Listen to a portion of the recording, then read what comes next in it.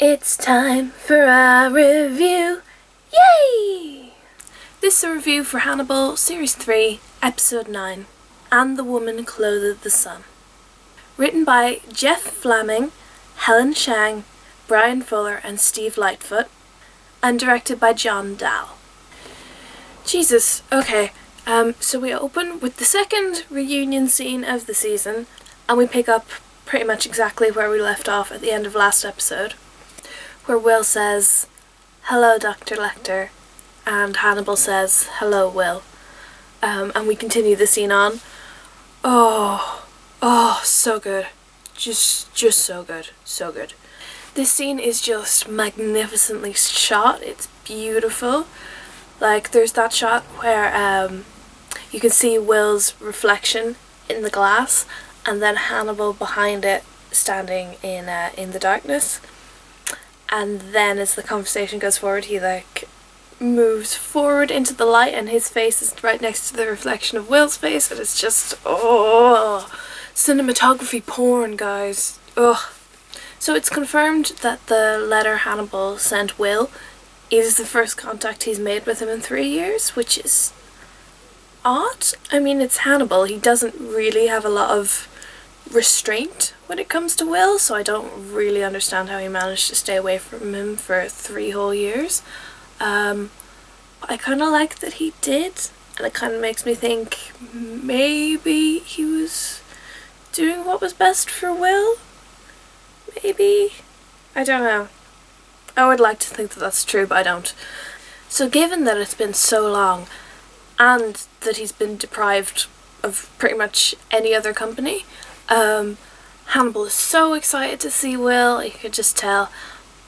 But it's kind of awful because he's so close to Will now, but he's still separated from him by glass and by all these barriers Will's putting up. They're no longer on a first name basis because Will is more comfortable the less personal they are. And Hannibal does this little clicky, uncomfortable thing with his jaw when Will says that, and it's just, So the jealous ex-lover bitching kind of starts to begin, and Hannibal actually utters the line, "Is there a child in your life, Will? I gave you a child, if you'll recall." The fuck?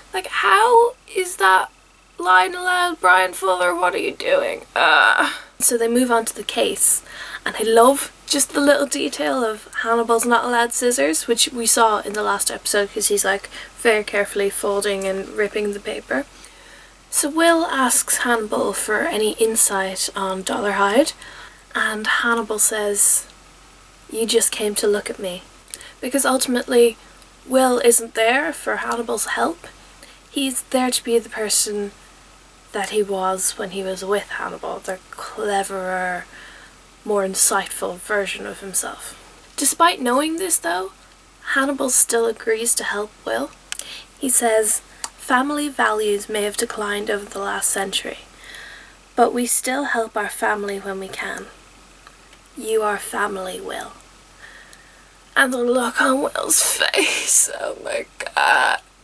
Because they are family, they love each other and they're connected to one another.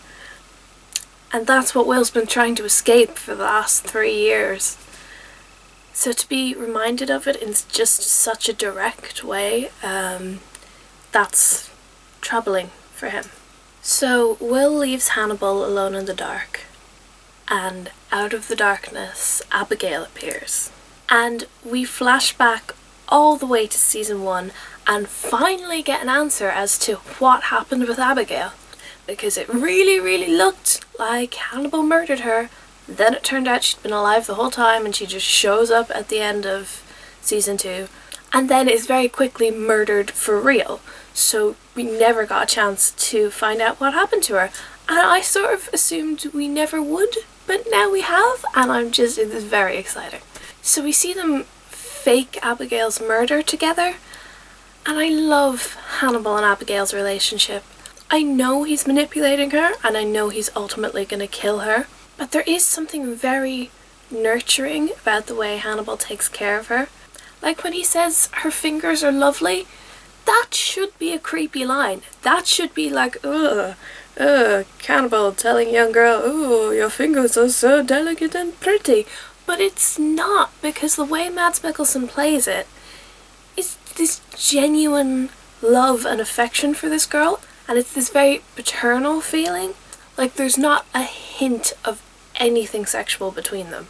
And it could have very easily been played that way, but I love that it's not. I love that he just genuinely really cares for this girl and thinks of her as his daughter or a replacement for his sister, and wants to care for her and nurture her and teach her things. But he is still ultimately gonna murder her to make a point to the guy that he fancies.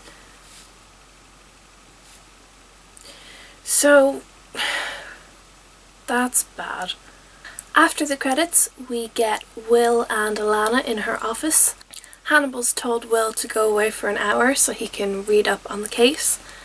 So I presume Will's just chilling out with Alana for an hour before he goes back to Hannibal. And it's apparently the first time they've seen each other in 3 years as well, because Will has no idea that Alana is still with Margot and that they have a baby, and that Alana is the one that carried that baby. So yeah, they must not have seen each other in a really long time. I am so happy that Margot and Alana are still together, and they have a kid, and they're filthy rich, and they just seem to be happy. That is all I wanted for them. And I'm sure it's all going to end in tears, because everything on the show ends in tears, but I'm just really glad we have that for now. I really, really like that this episode acknowledges how much of a dick Jack Crawford is and how much he's manipulating Will. Regardless of Jack's methods, his motives are pure and there is a killer that needs to be stopped. But I just really like that it's acknowledged that everyone is aware that what he's doing isn't good. So Will returns to Hannibal and walks right into his Mind Palace office, and they discuss the case just like old times. And Hannibal says of Dollarhide, just like you, Will, he needs a family to escape what's inside him. I don't like these parallels between Will and Dollarhide. They make me super creeped out. I don't like it. It's gonna go somewhere horrible, I can tell, and it's gonna be bad, and When Will is leaving the Institute, someone is taking photos of him, and of course, it's Freddie Lowndes. I love Freddie. I mean, I want to punch her in the face 90% of the time, but she is a really great character, and it's great to have her back because she wasn't in the whole first half of the season. Will and Freddie have a little confrontation later on in this episode. Will is scoping out the house of one of the families, and then Freddie Lowndes appears. And she apparently snuck into Will's hospital room after the events of the season 2 finale and took a picture of his, disembowelment. Fucking fuck you, Freddie. I hate you. I hate you. Fuck you. You called us murder husbands. Well, you did run off to Europe together. So, canonically, in the show, they're known as murder husbands. Fuller, what? Also, it seems Freddie has been talking to someone within the FBI, and who in the FBI would be that stupid to let her manipulate them into talking? Who would do that? I don't know. Perhaps we'll find out. After Will leaves Hannibal, Alana goes to inspect his cell, and, side note, Mads Mikkelsen making clicking noises should not be sexy. It shouldn't be. It is. But how? How does he do these things? I don't understand. Alana really is my favourite character. She has come so far. She's gotten so tough and scary. She is scary in this scene.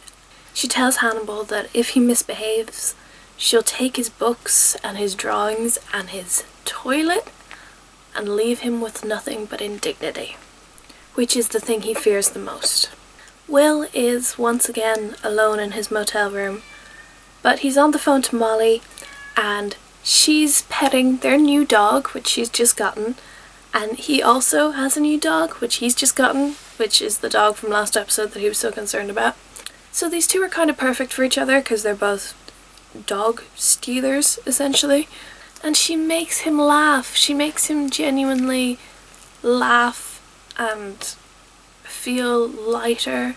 Like, I really want more in-depth characterization of Molly, because honestly, all we know about her at this stage is that she likes Will, and she likes dogs, and she likes her kid, which are all things that endear me to her, but like, I want to know who she is as a person.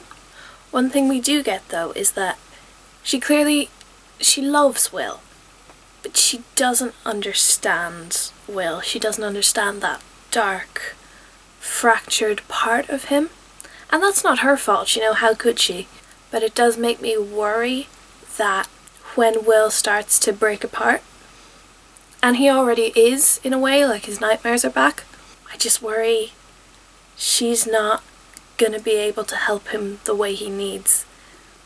And the only one who will be able to help him is Hannibal, and then Hannibal will like kiss him or eat him or something, and just something terrible's gonna happen. I can feel it. I know it's coming. You know it's coming. We all know something horrible is coming. And we can't stop it, and I can't prevent it, and I'm getting quite anxious watching episodes now, because I just know, even if this episode ends well for everybody, this season's not going to end well, and then it's going to be the last season, and So the whole Dollarhide part of this episode, I don't really know what to make of. Like I said, I have no knowledge of the books or the movies or anything, so I know nothing about him. But yeah, he meets this really nice, really understanding blind lady who works developing film, and she seems really, really lovely, and I really like her. And Francis seems to like her too. This is actually the first time we hear his name in the season, so that's exciting. If you had like heard no spoilers or anything, that would be a huge exciting thing. And yeah, he seems to really like this woman and connect with her, but that makes me nervous because of, you know, he seems to murder people that he feels a connection with, so that's not good. And when he's in the van and he sees her at the bus stop, oh no, I was screaming at the screen like, no, run away, woman, run away. But he pulls up and he has the stereotypical serial killer van, like that. If you see that van, you're like, better not go near that, there's a serial killer in that van. Anyway, he gives her a ride home and she invites him in and gives him pie and is just generally really cool and understanding. She wants to teach children that have speech impediments and other speech related problems, and he, you know, clams up. But she's just really nice and really helpful and not condescending at all. She just tells him, look, you can actually speak really well, you know, I can understand what you're saying, so you don't have to be self-conscious about speaking in front of me. And that's really sweet, and I really like her, and I'm so worried for her. I really don't want her to get murdered. I really like her. Oh, please don't murder her, please don't murder her, please don't horrifically murder her. Anyway, that brings us up to the last sequence. Jack goes to see Hannibal, and as soon as Hannibal points it out, I notice it myself. Jack is dressing younger and kind of sleeker and more fashionable, which makes me think, oh yes, of course, there must be a lady in his life. Which makes me a little sad because Bella, but it has been 3 years, and you know, and Jack really needs someone in his life that's not related to work, because he tends to get way too into the job and get ruthless and mean, so he needs someone to just be pulling him back from that. So yeah, I'm happy for Jack at this point. At least I am, up until the point where he says that he read the note that Hannibal sent Will. It didn't go direct, which kind of makes sense. If Hannibal's sending letters, they need to be checked by the FBI before they're sent out into the world. But Jack read the letter to Will and then forwarded it to Will, purposefully to manipulate Will into coming and working on the case. Even though he knows it's gonna fuck Will up, it's gonna break Will. We've been here before, Jack. You spent the whole first half of this season trying to make up for the fact that you put Will in a bad situation and broke his fucking brain. So you should know better and you should stop. And then he says the phrase, "It takes one to catch one," which is exactly the quote that Freddie had. He's been talking to Freddie. He's the idiot that's been talking to Freddie. And then I think, shit, he's fucking Freddie, isn't he? That's why he's dressing younger. That's why he's all sleek and fashionable, because he is fucking Freddie Lounds. He's fucking the devil. And he's not a stupid, like, Jack is an intelligent man. He's in the FBI. He's a great detective. So he should not be this stupid. Why the fuck would he trust Freddie? She's just gonna fuck him over. Anyway, Jack leaves and we get a flashback inside Hannibal's mind palace to the finale of season 2. The night where everything went to shit. And we get to see that scene from his perspective now. Hannibal's there in the kitchen chopping. Will phones him. Another brief side note, the way Mads Mikkelsen says hello all cheerfully and just adorably. You're playing a fucking cannibal serial killer. Please stop being adorable, because it's really confusing for everybody. Will calls and tells Hannibal that the FBI are on their way, and then the camera pulls back and it reveals that Abigail was in the kitchen that whole time. She was there. She asks Hannibal if they're leaving now, but he says no, they have to wait for Will. And she's like, well, yeah, but if we stay, they're going to catch us. And Hannibal tells her no, it's important that Will sees her because he wants them to be together. Which to Abigail sounds like, oh, that's sweet, our family's going to be together and then we're all going to run away to Europe. What it actually means is, I'm going to murder you both, and that's just my plan, and then I'm going to run away to Italy. But Hannibal is pulled out of this flashback by a nurse coming in and telling him that he has a phone call from his attorney. So Hannibal picks up the phone and again says hello like an adorable puppy dog. And it's fucking Francis Dollarhide on the other end of the line going, oh, Hannibal, I'm so glad that you took interest in my case. I knew you'd understand. You're the only one that would. You're the only one who'll understand what I'm changing into. Hannibal says, what are you changing into? Then Dollarhide goes, the Great Red Dragon, roar! And that's the end of the episode. Seriously, he better not keep this whole Red Dragon bullshit to himself. He'd better tell Will about it, and they can just catch Dollarhide. Then everything will be fine. Everything will be fine. Please just let everything be fine. I am enjoying this second half of the season, but it is certainly a lot darker and scarier. So at this point I think I definitely preferred the first half. But you know, we'll see where the rest of the season goes. The quality of the post-mortem episodes has been kind of down the last few episodes, and we haven't been getting trailers. So I'm assuming that's because we got cancelled and now they just don't want to spend any money on us. But I will link to whatever things I can find. I might do a live reaction to the finale, but I might not. It depends on like life stuff, whether I'm able to or not. I'm going to be moving soon, so that's a lot. There's a lot that has to be done, so these videos might be late, but they will always exist at some point and I will put them up as soon as I can. Also, my phone is broken, so that's kind of ruining my life at the moment. So yes, I'm certain that this video will be late.